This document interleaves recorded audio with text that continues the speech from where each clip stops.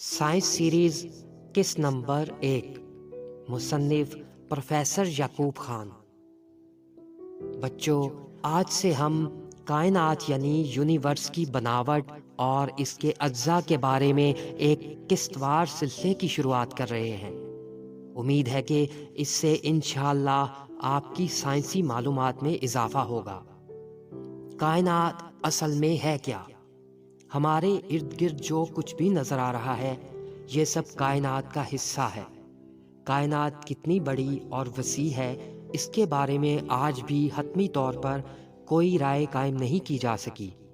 البتہ ماہرین فلکیات کا اندازہ ہے کہ کائنات میں لگ بھگ 125 کھرب کہکشائیں یعنی گلیکسیز موجود ہیں، اور ہر انفرادی کہکشاں میں تقریباً 100 کھرب ستارے ہوتے ہیں۔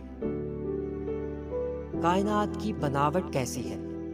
آج اس بات پر ہر ایک کا قطعی اتفاق ہے کہ کائنات کی بناوٹ کا باعث ایک زبردست دھماکہ تھا، جسے بگ بینگ بھی کہا جاتا ہے۔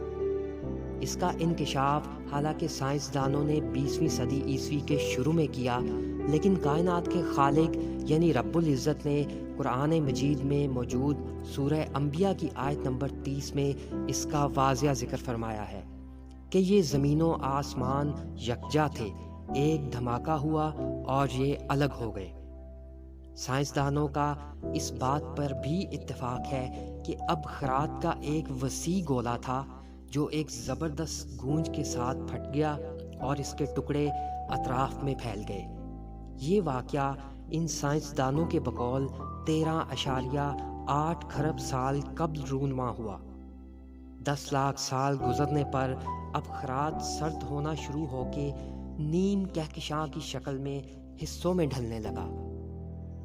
اگلے لگ بھگ 5 کھرب سال تک سرد ہونے کا یہ عمل جاری رہا۔ اس کے بعد کہکشاں کی بناوٹ شروع ہوئی اور ان میں ستارے اور سیارے وجود میں آنے لگے۔ آج کھربوں سال گزرنے کے بعد بھی کائنات ابھی ٹھہری نہیں ہے، بلکہ مسلسل پھیلتی جا رہی ہے، اور ہر کہکشاں کے اندر سیارے اور ستارے کشش ثقل یعنی فورس آف گریویٹیشن کی بدولت ایک دوسرے کے قریب جمے پڑے ہیں۔ کائنات کے پس منظر میں حال ہی میں ایک قدرے سرد اور ہلکے انعکاس یعنی ریڈیشن کی دریافت ہوئی ہے۔ اس سے بگ بینگ تھیوری کی حقیقت کو تقویت حاصل ہوتی ہے۔ کہا جاتا ہے کہ یہ وہ زائل ہوتی ہوئی ریڈیشن ہے جو بگ بینگ کے عمل سے پیدا ہوئی تھی۔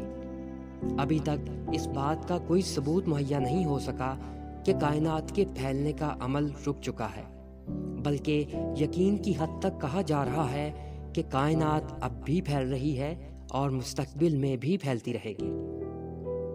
چونکہ یہ ساری کائنات کہکشاؤں پر مبنی ہے، اس لیے انشاءاللہ اگلی قسط میں ہم کہکشاؤں کے وجود کو موضوع بحث لائیں گے۔